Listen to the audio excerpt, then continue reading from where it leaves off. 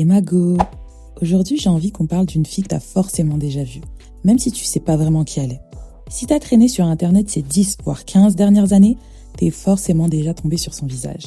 Et le truc de fou, c'est que des millions de gens ont utilisé son image sans jamais vraiment connaître son histoire. Alors aujourd'hui viens, pose-toi et je te raconte l'histoire complète d'India Love.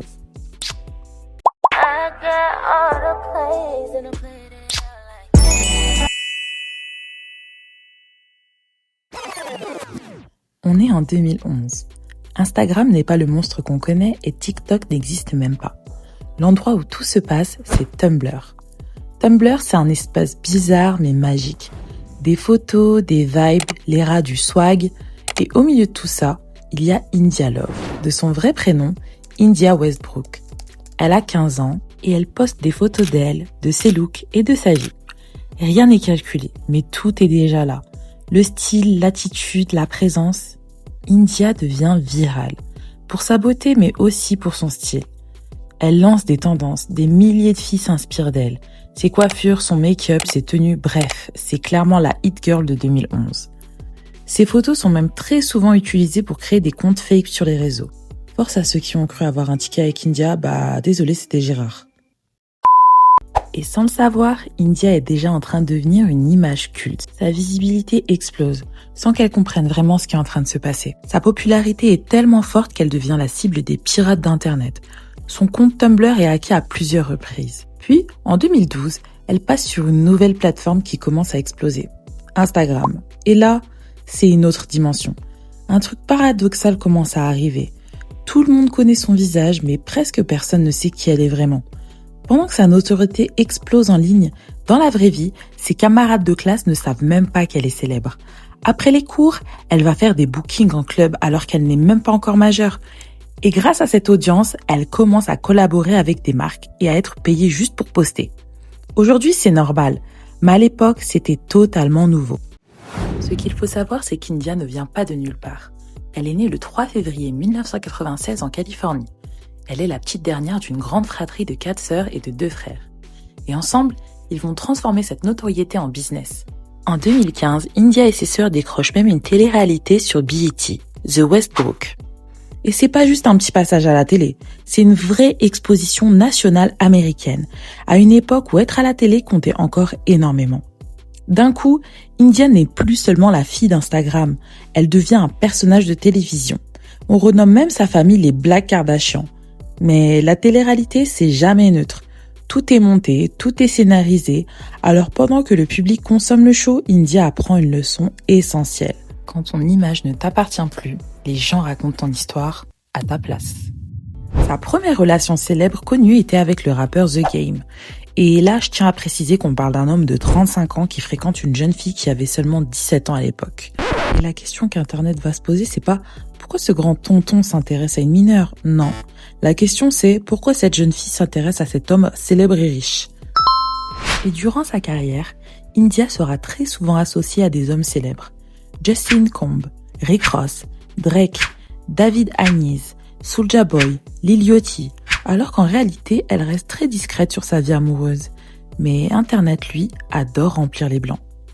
Bon alors, petit flashback. On est en 2016, Twitter c'est encore dangereux, on est tous sous filtre chien et les rappeurs parlent beaucoup. Soulja Boy poste des photos avec India Love sur Insta, bon, rien de méchant. Mais on a Lil Yachty qui capte les posts et apparemment son petit cœur ou son ego est touché. Lil Yachty envoie donc un petit message privé à Soulja genre « Ouais bon, tu peux enlever les photos s'il te plaît, c'est ma meuf. » Et vous connaissez votre gars Soulja Boy, au lieu de dire « Ah désolé frérot », il poste le screen en public sur sa story Insta. Et avec comme réponse « Comment ça c'est ta meuf alors que je la connais depuis avant toi ?» Bon, comme d'hab, avec les rappeurs, c'est toujours une histoire de go et qui l'a eu en premier. Du coup, à ce moment-là, Soulja Boy décide que Instagram c'est un ring de boxe, Lil Yachty c'est son adversaire et India Love c'est le trophée. Et comme un homme mature qu'il est, il décide de poster. Poster encore plus de photos, des vidéos, des insultes, des menaces, bref, tout pour provoquer le petit bateau. Tout ça pour une fille qui ne dit absolument rien. India, elle est muette, silencieuse, elle est probablement en train de vivre sa vie, pendant que t'as 2 hommes qui se battent pour une relation qui a peut-être jamais existé. Yoti, il essaie de se la jouer le mec chill. Il tweet des trucs du genre « je veux pas de bif », mais il biffe quand même un peu. Il lâche une mini-diss sur scène, puis il disparaît. Et le plus drôle dans tout ça, India Love n'a jamais dit « ouais, lui c'est mon mec » ou « je sors avec lui », rien. Mais Internet, lui, a décidé que c'était elle la raison du clash, qu'elle mettait des rappeurs en compétition et qu'elle créait des problèmes. Alors qu'en fait, la go, elle était juste en train d'exister, quoi. Comment ça s'est terminé ? Comme tous les bifs inutiles. Soulja Boy, il a dit qu'il était juste énervé. Yoti, il est passé à autre chose. Internet rigole et India Love récupère la réputation. Enfin, personne ne gagne. Mais elle prend encore une étiquette en plus, genre la fille au milieu des dramas.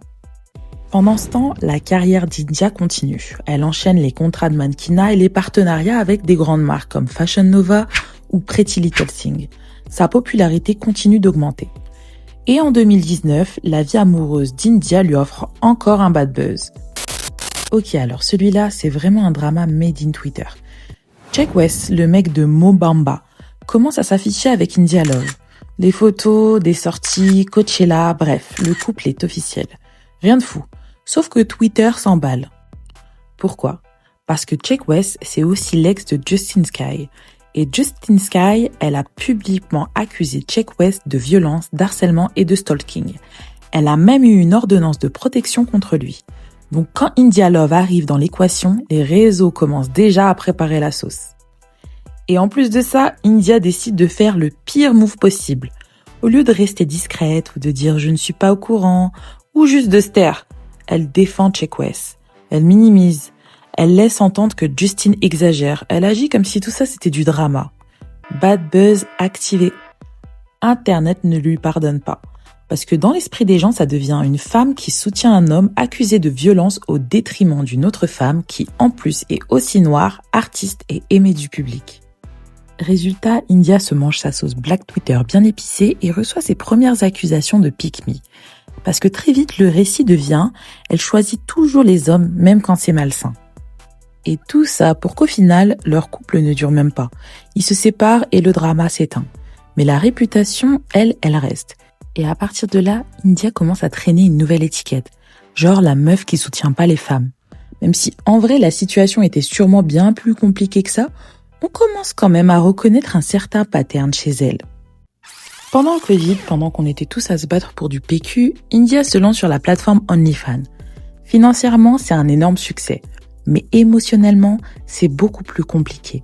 Avec le temps, India explique que ce contenu l'enferme dans une case. L'image hyper sexualisée lui ferme certaines portes professionnelles. Et le pire, c'est que ces contenus finissent par circuler là où ils ne devraient jamais arriver. Elle explique que certaines images ont été montrées à des membres de sa famille.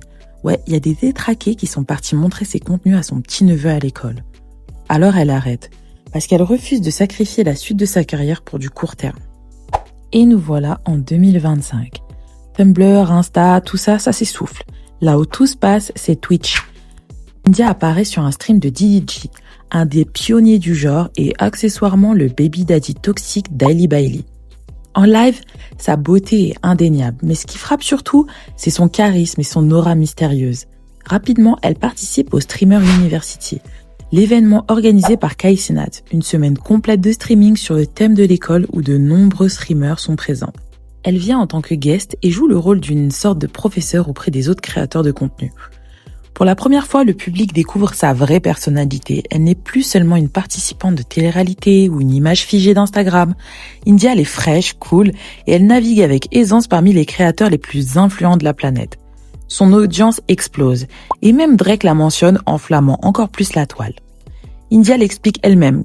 Le streaming, ça lui a permis d'exister autrement que comme la baddie d'Insta et que les streamers, ils sont en train de surpasser les rappeurs comme figure culturelle dominante. Les règles ont changé et elle en profite.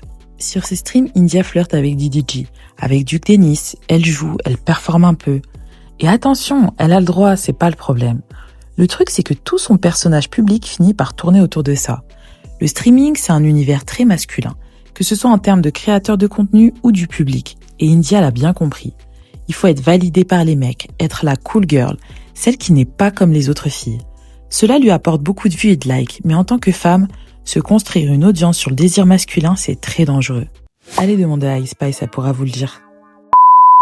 Et puis avec le temps et ses précédents bad buzz, India a développé une image que beaucoup qualifient de pick me. Pas dans le sens caricatural du truc, genre elle déteste les femmes, mais plutôt subtilement. Elle se positionne souvent du côté du regard masculin, elle défend des hommes accusés. Et puis, elle refait le coup avec DDG. Son ex, Hailey, l'accuse de violence. L'histoire, elle est compliquée, dites-moi en commentaire si vous voulez une vidéo sur le sujet. Mais bref, India le défend et tient le fameux discours de oui, moi il ne m'a rien fait, avec moi il est gentil, bref. La go qui pense qu'un mec violent ne sera pas violent avec elle parce qu'elle est différente. Et souvent, quand des femmes la critiquent, elle ne répond pas vraiment sur le fond, elle minimise. Elle détourne le sujet ou joue la carte du vous êtes jalouse. Tell us. There's a bitch that turns 18 every day, okay? So you need to be on your shit because a Well, bitch that's a bar. turns 18 every fucking day. And I'm not finna be the bitch that used to be the cool bitch. No, I'm gonna Yeah, always be don't the cool fall bitch off. forever and ever and ever. And y'all gonna know me as I being like the it. original cool OG. LA bitch. That's just what it is. I'm never gonna be like washed. I'm never gonna be like in the past. I'm always gonna be like the one. Like I'm the blueprint. Like I know y'all know that. Like Ouais, gênant. Une meuf de 29 ans qui semble encore jouer un rôle écrit pour plaire aux hommes dans la pièce. Et Internet, lui, il est cruel, mais il est cohérent. Quand t'as passé des années à être regardé, surtout à travers le désir masculin, le jour où tu parles, le jour où tu prends position, le jour où tu fais un truc un peu chelou, tu comprends vite que ton public peut très vite se retourner contre toi. Et récemment, c'est ce qui s'est passé lors des Streamers Awards. India a fait parler d'elle. Ces awards récompensent les meilleurs streamers et cette année, c'est Adapt qui a remporté le prix du streamer de l'année. Mais India, en tant que fan numéro 1 de DDG et grande bénévole, n'était pas d'accord et a décidé de contester. Breakout Streamer of the Year went to Adapt. And congratulations, and we respect you for what you did. But Rakai should have won Breakout Streamer of the Year and DDG. I don't care what y'all say. Shout out Rakai, shout out. Boom, boom, boom. La go a voulu nous faire une Kanye West, sauf que bon, lui il était diagnostiqué et c'était l'album de Beyoncé qui défendait. C'est là qu'India commence à voir les conséquences d'être suivi par un public masculin. Tant que t'es jolie et que tu parles pas trop, c'est cool. Mais si t'ouvres trop ta bouche, t'es juste relou. Parce qu'il te voit pas comme une voix, il te voit comme une vibe. Et une vibe, ça se consomme, ça s'applaudit, mais ça se jette très vite. Et c'est ça qui est presque triste. Parce qu'India Love, à la base, c'était pas la meuf de, c'était pas celle qui flirte avec, c'était la fille en avance, celle qui a compris Internet avant tout le monde. Elle avait tout. Elle était belle, pionnière des réseaux, influente avant même que le mot existe, capable de lancer des tendances sans jamais forcer. Elle aurait pu construire un empire à la Kim Kardashian, centré sur elle, sur sa vision, sur une communauté solide. On dit souvent que si elle avait eu Kris Jenner comme mère, elle aurait pu aller beaucoup plus loin. Mais à un moment clé, son image s'est recentrée autour du regard masculin. Et spoiler, le regard masculin, ça paye vite, mais ça dure pas sur le long terme. Et quand une carrière repose trop longtemps sur ce regard, elle devient fragile. Parce que la beauté attire, mais ce sont la vision, la parole et la communauté qui font rester. Voilà Mago, c'est tout pour cette vidéo et pour l'histoire d'India Love. Mais ton avis m'intéresse. Alors selon toi, India Love c'est une grosse pick-me ou alors c'est une meuf qui a bien compris comment fonctionnait l'industrie et qui utilise ses atouts pour faire son business? Je t'attends en commentaire. Bye!